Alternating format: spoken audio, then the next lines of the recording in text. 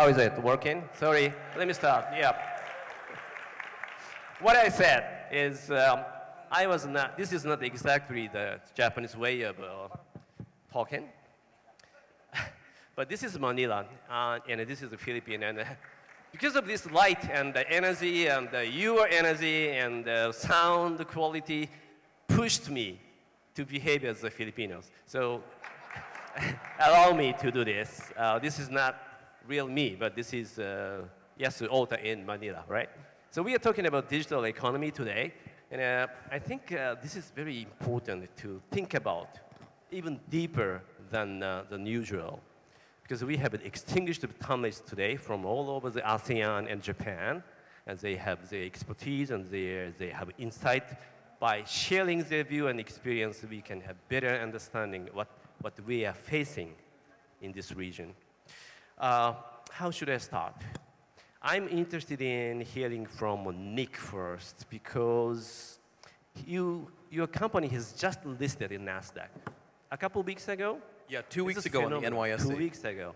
Would you please introduce yourself and what your company does and what is your target might be? Thank you, sir, and good afternoon to everybody in the audience. It is so exciting to be back here in Manila. Thank you very much. Manila is so special for me personally, not just because we have a very large business here in games and e-commerce and now payments, but two of our most beloved shareholders are families from Manila, Tessie C from the SM Group, and Lance Gokongwei and Mr. James from JG Summit. Every day we look up to them as role models and we try to act in the same way they would to build their businesses. Really honored to be in their home city here chatting with all of you. Our company C has grown from a very humble beginning in 2009 in a small shop house in Singapore. Today we employ almost 6,000 people across what we call Greater Southeast Asia. And Southeast Asia truly is greater.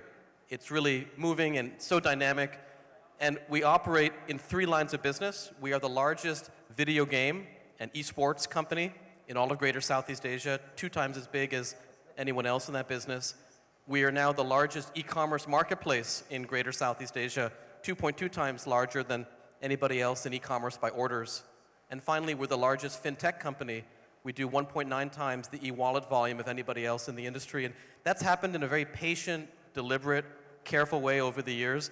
And it's only happened because of our strategy of empowering small entrepreneurs across the region. Our approach is all about driving true entrepreneurship, which for us doesn't mean venture capital and IPOs.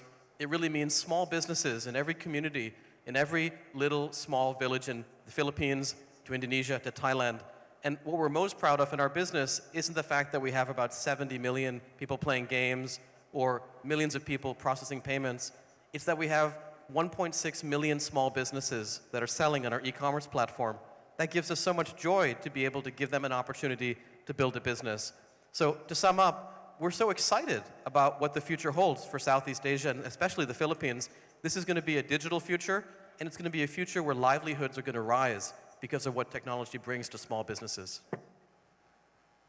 Thank you, Nick. Well, actually, my impression to live in Singapore is ASEAN have a great advantage compared with the other so-called advanced nations such as the US and the EU and Japan. Because in my country, everybody has a bank accounts, more than 2, 3, right? And they have more than 4 or 5 credit cards. And they are tied up with them. They have to link with them. So they can, it's so convenient. So you don't really need to move on to the mobile transaction, mobile banking. But you are talking about the nature of the people of ASEAN, and you see the market there. Is that what you're from the US originally, right? But yes. What is the uniqueness of ASEAN? So ASEAN for us is unique globally on 3 key dimensions. Number 1, I would say that the degree of optimism is actually higher here than almost every other part of the world I've seen. In fact, many in the room and certainly at this table are part of the YPO network. And every quarter, YPO does a global study of optimism around the world. The increase in optimism year over year in places like Vietnam and Indonesia was the highest worldwide, just in this most recent quarter. So number 1, a great sense of optimism for the future. Number 2, ASEAN is young. half of our population is under the age of 30, which means when they think of the internet, they don't even think about the web browser. They think about Instagram or Shopee or video games. They're migrating directly to smartphone. And finally, what gives me so much optimism is that ASEAN is good at solving problems. As our moderator pointed out, more than half of our population here in Southeast Asia doesn't even have a checking account, let alone a credit card, let alone be an LP in a private equity firm. These are meat and potatoes problems to be solved. And what we love about it is ASEAN's good at solving those problems. In our little business, we have 180,000 little counters around the region. We call it the auntie net. These are little aunties that take money from people and let them pay for their bills. And in many sorts of ways like that, ASEAN is able to solve problems through rural entrepreneurship that would take other countries decades to fix. Sounds good. Well, okay, let me move on to Mr. Peng, because you have a very outstanding, phenomenal theory to analyze, to depicting this, what's going on in ASEAN in digital economy. Would you introduce yourself and you a little bit touched on your theory? Well, I started my business 1989, and so we really can't call it digital economy. At that time, there was no digital economy, but I would rather call it techno-economy. Let me try to justify that. If you look at the economy, actually there are 6 components, and it started from around long ago until 1600. Before Newton's law, you have demand and supply, and actually during Columbus' time, the so-called capital started to appear. And there was only 3 components, which was very obvious: demand, supply, and capital. Then one day in 1687, Newton published the Principia, and we moved on to the first industrial revolution, which was 1740. Then we suddenly have a new term called technology. In fact, the word technology was invented in 1860, and that was the reason why the School of Higher Learning, Massachusetts Institute of Technology, was built 1 year later. So now we have 4 components. But as we move on, suddenly you have Maxwell equation. And Maxwell equation in 1861 led to a variation of choices. And the new choices, of course, is dictated by purposes. And suddenly now we have altogether 6 components: purposes, choices, and demand, supply, and technology.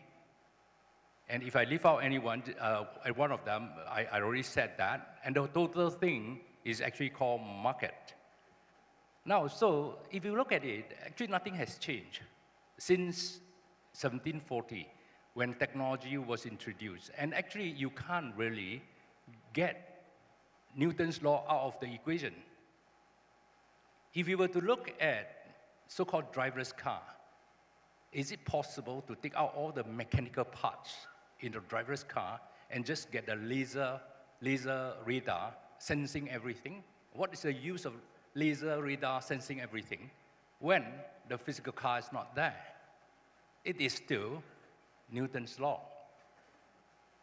Now, if you talk about mobility payments, now without Maxwell's law, you're not going to have a mobile phone.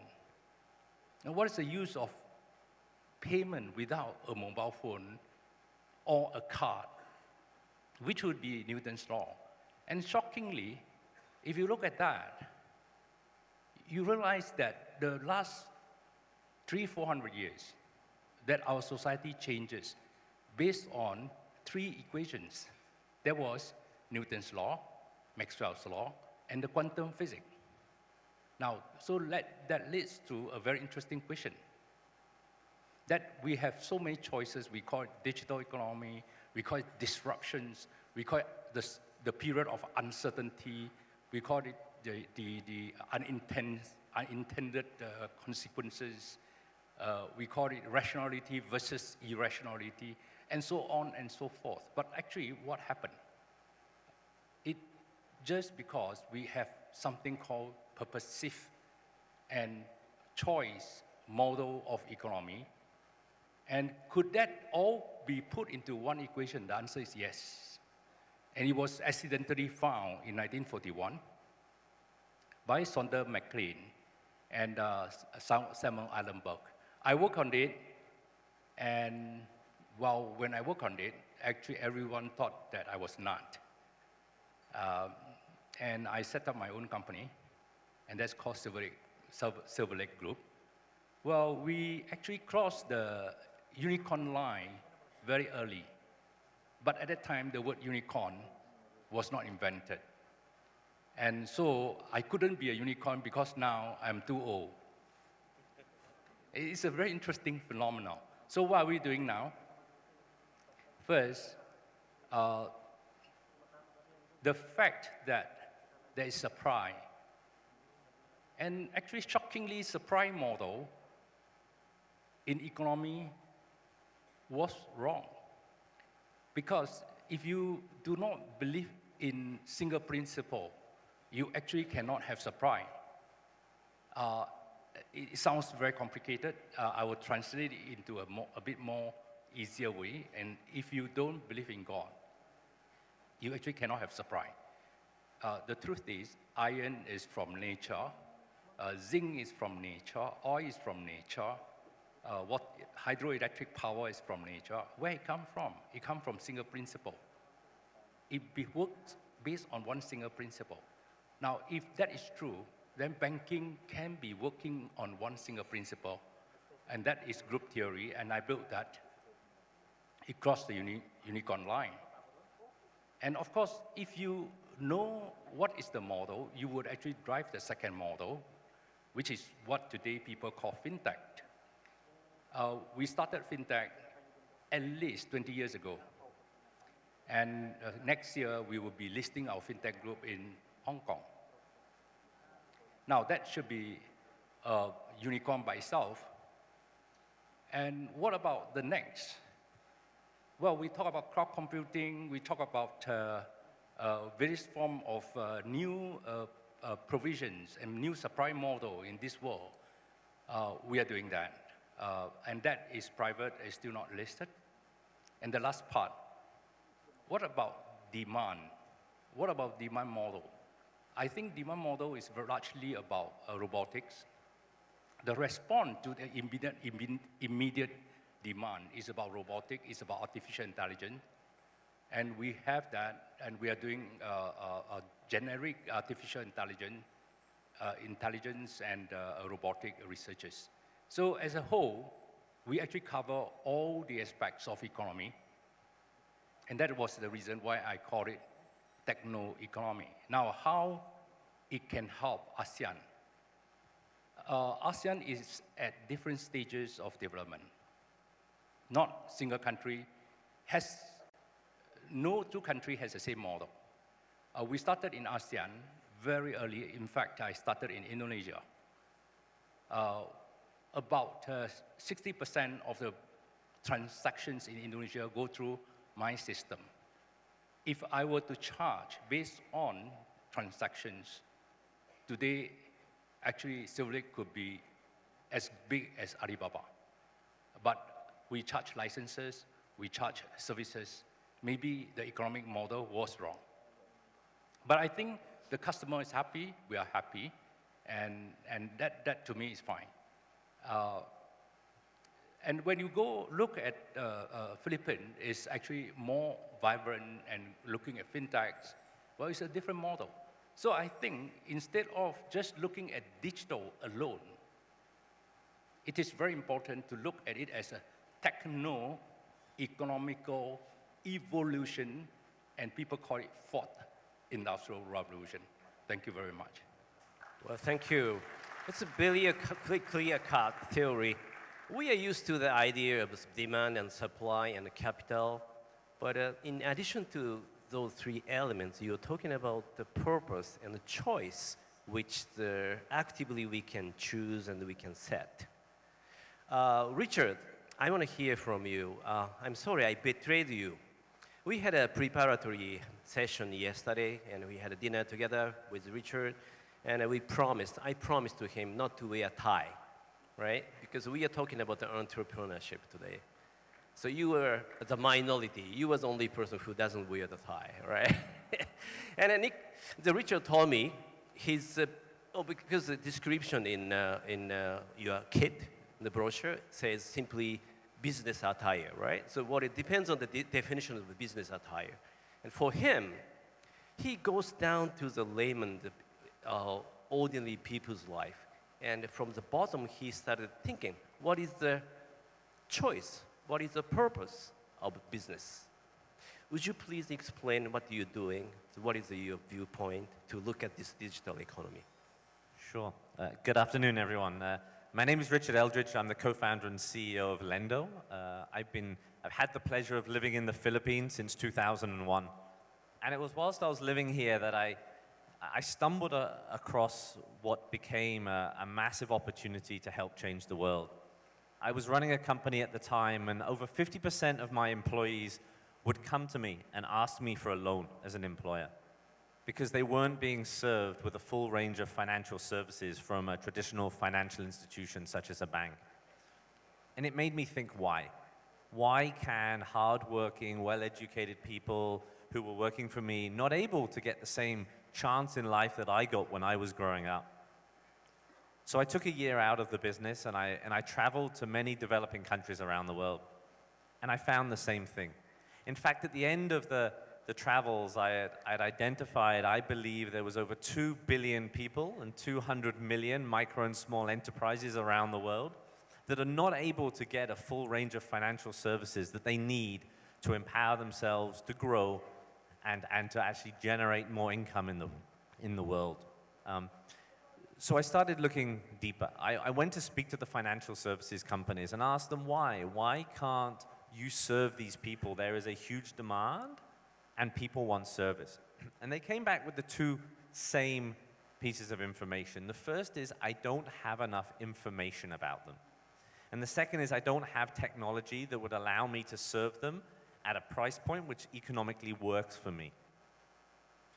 I then went back to the end individuals, the 2 billion people who are, most of them under 30, and I found they all had something in common. Yeah? They all were completely connected to the digital economy. They typically all had a mobile phone, which today is a smartphone. They all use the internet. They all have social media. They all have email accounts. Yeah? They all use the internet. And the question was, well, why can't you invite them to use some of their information, yeah, to get access to financial services? Share that information through proprietary algorithms to get financial institutions to know more about their customers and allow them to say yes to more people. Yes, you can have a savings product. Yes, you can have a line of credit. So today, we now operate in over 20 countries around the world. In ASEAN, we already work in Indonesia, Philippines. We're entering Thailand, Vietnam right now. And the same problem exists. We have generated the world's leading credit scoring and identity verification solution using people's access to their personal data sets with their permission that we use, and then we provide that information to the financial institution so it can make a better decision and grant access to these people. So typically these could be business loans, emergency loans for education, for health, to help with death in the family, etc. And as we move forward in the future, we see huge opportunities to expand that to insurance products, etc. as well. So you were talking about the people who doesn't have access to the bank by themselves. In other words, you are helping the people indirectly through banking system. Is it fair to say that? 100%. Yeah. I mean, our vision, which we all rally behind, it's the core of what we do as a business. And I think as an entrepreneur, it's very important to rally behind a bigger goal, is to allow 1 billion people around the world to use their data to get access to cheaper, faster, and more convenient financial services. So yeah, we work for the end consumer, but we do that using the financial institution as the intermediary. The reason why you started the business in ASEAN is, from my understanding, it's because there's so many bunch of people who doesn't have a bank account. In a sense, banking system is underdeveloped, and it became advantageous things of ASEAN. Should I say that? Yeah, I mean, I think if you look at most developing economies within ASEAN, they face similar problems, yeah? Slowly, people are starting to get some form of banking relationship, let's say. It could be with a telco who has a mobile wallet. It could be through a traditional financial institution. It could be through an MFI.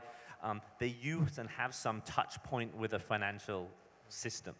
The challenge then is that how do you, on top of that, give them a full range of financial services? To be fully included and have the maximum opportunities in life, they typically need financial education. They need savings and investment. They need insurance.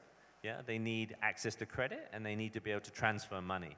How do you do that in economic ways that make sense for the end user, whether it's a micro, small business or an individual? Oh, sounds interesting. So for those who are working with the banking industry here, don't be offended. This is a new trend, so think about how to use him, right? Manny-san, Mr. Manny, you are from the major firms rather than the entrepreneur. I think you are from the giant. And from your point of view, and you handle the telecommunication and traffics and everything, and how do you look at the digital economy emerging in this region? You've been in this business for a long time, and you have observed the changes for the last 20 years. But to me, it seems to be accelerating. And the point, when it comes to the point where we should discuss the relation between startups such as them and major firms, traditional firms. And I still have a confusion how they can cope with each other. I'm just wondering what is your idea of it?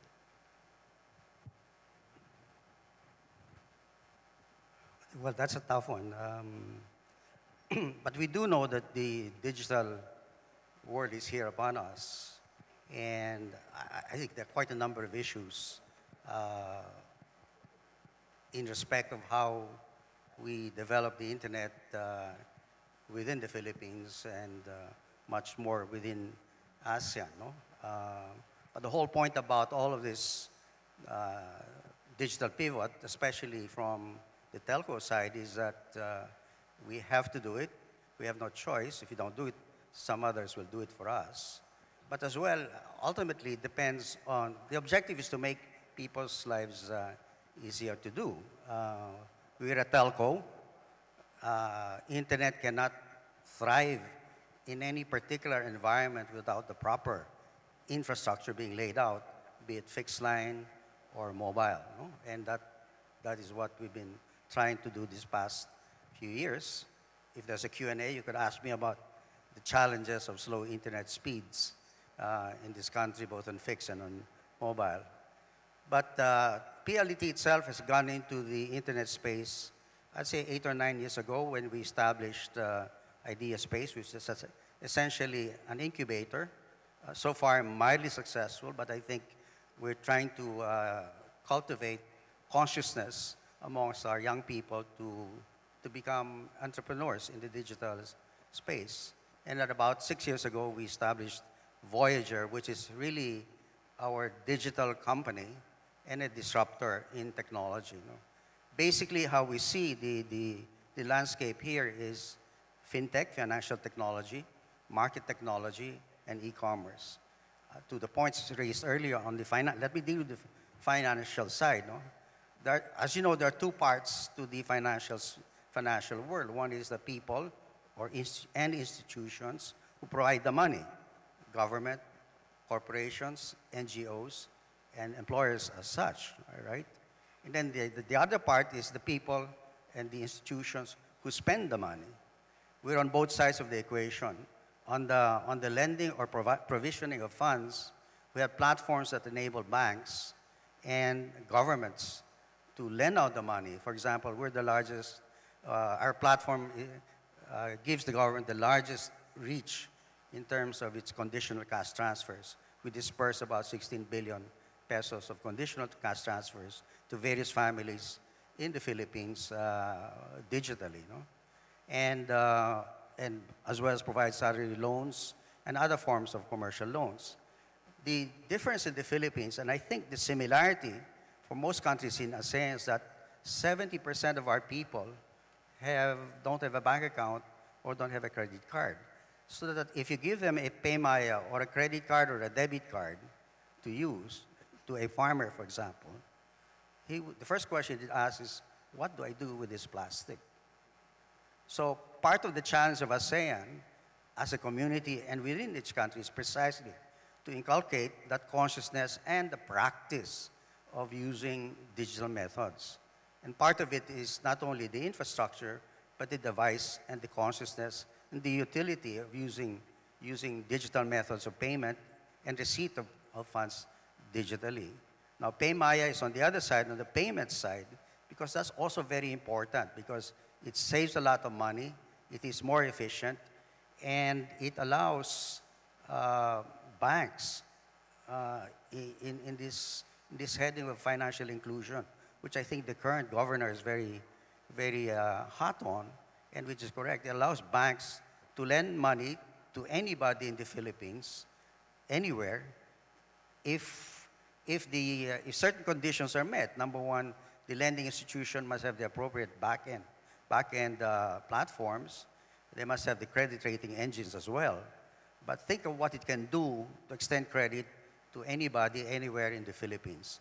It obviates the need for bricks and mortars, and it builds the database from which fast-moving consumer goods can sell goods as well. No? So that's how we see PLDT moving into that space, providing not only infra, but well as the platforms needed for this digital economy to prosper. Technically, actually, anybody can, the internet is an open architecture, right? People in Indonesia can buy goods from the Philippines. The challenge is, you know, people there earn in rupiah, and the seller of the goods must get paid in pesos. So you have a currency frontier that you have to cross, and the platform must enable you to be able to convert rupiah to pesos, and that will have to be the US dollars. And of course, the second challenge with that is the logistics part of it. And the third challenge is getting more and more people, 500 million people in ASEAN, to really adopt the digital mindset and be able to do and transact on the net, as you know, very few people now are doing so. No? Thank you very much. So you have to, I understand that you have to set the specific direction when it comes to the investment and the way you place the capital. And once you have this clear strategy, then you can go and gather the necessary resources around you. Okay, Sato-san, thank you very much for your outfit. She is only a panelist from academic sectors, and she's a researcher, but she's working for the quasi-governmental organization called the JETRO. And I'm asking you, what is the role of the government? And we are talking about the entrepreneurship, which comes mainly from the young generation and individual and small startups. And it's always faced a difficult task in regulatory issue and the reforming of the structure of industry, which heavily the government has to be involved in. So is there anything that you can do, JETRO, for example, between the public sector and the regulatory governmental bodies? What is your idea to boost the entrepreneurship? What is the role of the government? Okay, thank you, Moderator. Ota-san? Is that okay? Okay. Yeah. Very good afternoon. I'm Yuri Sato, Executive Vice President of JETRO, Japan External Trade Organization. This is a governmental organization of Japan to promote trade and investment between Japan and rest of the world. Yeah, as Ota-san said, I am only a speaker from the public sector. So I would like to think about the role of the government in promoting digital economy, which can contribute to making the ASEAN society more inclusive, because the digital economy can help MSMEs to enter the more wider business platform. But I'm here today not only as the representative JETRO, but also representative AJIN, ASEAN-Japan Innovation Network. AJIN comprises private and public business organizations from ASEAN and Japan, including ASEAN-BAC, ASEAN Business Advisory Council, ABC, ASEAN Business Club, JCCI, Japan Chamber of Commerce Industry, JETRO, and so on. AJIN just started April this year, and the purpose is to promote the collaborative, innovative business between ASEAN and Japan.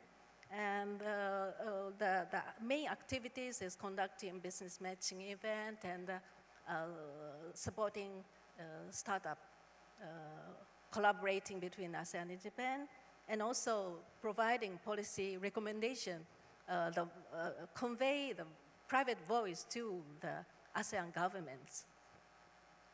And just in this summit, AJIN held the ASEAN-Japan Fair in another room, maybe the 3 minutes walk from here, as a side event of this event. And 16 startups and very innovative pilot project opened the exhibit booth and making pitch events. And they were very, very interesting, exciting pilot project. JETRO screens ideas and applicants from all over the ASEAN and Japan, and select some pilot project and financially support the testing business for 1 and 2 years or so. That is our one of our bridging or supporting the role of the government, and more than 120 participants came to the ASEAN-Japan Fair only yesterday, one day. So I think the business networking between ASEAN and Japan and other countries is successfully done. And regarding the digital economy or e-commerce in ASEAN, could I briefly introduce the result of our study? This is a little bit Japanese way, so sorry about that. And JETRO had conducted a survey about e-commerce in Asia. And this result was already submitted to ASEAN-Japan Economic Ministers meeting in September this year. And we conducted this survey in collaboration with East Asian Business Council, EABC, and Japan Chamber of Commerce in Japan, and collected more than 350 respondents from ASEAN plus 6 countries, that is RCEP member countries. The first finding is that the human resources are the most crucial bottleneck in utilizing e-commerce for these 350 companies, as shown in this chart. This includes insufficient in-house capable staffs and low awareness of management level on digital economy. The second finding is that logistics and custom procedures are the second bottleneck, or the most important bottleneck, crucial bottleneck specifically for MSMEs. This is very traditional issue. custom procedure and logistics. Black line in this chart refers to large enterprises. Blue line refers to MSMEs in the ASEAN plus 6 countries, including Australia, New Zealand, Japan, China, Korea, India. And red color shows ASEAN MSMEs. So for ASEAN MSMEs, improving logistics and customs service is still very important issues and indispensable in order to utilize cross-border e-commerce, because ASEAN MSME is still focusing on domestic e-commerce business. So for the cross-border e-commerce business, this point is very crucial. And we've already made some points for policy recommendations. Regarding human resources, management level awareness on the importance of the digital economy, especially MSMEs, managerial level, is very crucial. So managerial human resource development is very important. And also, e-commerce related legal guidelines development would greatly affect MSMEs' decision-making for them in diving into the digital business, given that ASEAN digital market is still relatively small and spatially scattered. And regarding to custom procedure and logistics, for the sake of ASEAN MSMEs development, further business facilitation measures should be taken, including prompt and more simple custom procedures, region-wide digital free zone, non-resident inventory system would be very important. These are some of our findings related to the digital economy. Like this, conducting relevant and timely research is also one of the government role, I think, as a public organization like JETRO. And JETRO very much ready to go forward such research on digital economy in the context of the improving the business climate for the MSMEs. And that could contribute to make ASEAN social economic development further, I believe. Thank you very much. Well, thank you very much. That is, thank you for sharing the view from Japan. And, as a person from Japan myself, I feel free to be in ASEAN. Manny, this is a paradise for me because everything's so new. So when I was in Tokyo, I feel like I'm tied up with my legacy, banks, internet, company, and everything is behind me. But here, individuals and startups like you can be very active. And there's a talent. It's like a magnet. This is a playing field where you can be really violent and very active. So this is the charm of ASEAN, and this is my observation as a Japanese journalist. That's why, please take a look at we have the exhibition of our publication, and outside of the Nikkei Asian Review, we are trying to get out of Japan and to be in Asia because there's a market, there's the demand, there's choice and the purpose. Okay, Manny-san, would you sum up if you have any comment to summarize the ASEAN digital economy? Because you was the most senior person, I think, among the pundits. Probably the most criticized as well. Paradise, yeah. Just reminds me of on my way back from Geneva yesterday, I arrived yesterday to catch up on Joey's events here. Financial Times ran this rather large article on the hacking of the legal documents of Appleby, a law firm in Bermuda. So that has led to, they call it the Paradise Papers, because they identified certain companies and names who have certain offshore accounts. But that's another subject matter. I think what the lady said about human resources and customs and logistical barriers are true. But I think the ASEAN as an internet community will evolve only after certain component members themselves, by themselves, develop that internet practice and consciousness. And how do we do that? The first prerequisite is, as you know, is the appropriate infrastructure. Internet by itself cannot exist without an infra, without the highways, without the delivery system. And related to that is that the devices must be there. The smart devices must be there. The ability for the device to connect to the internet.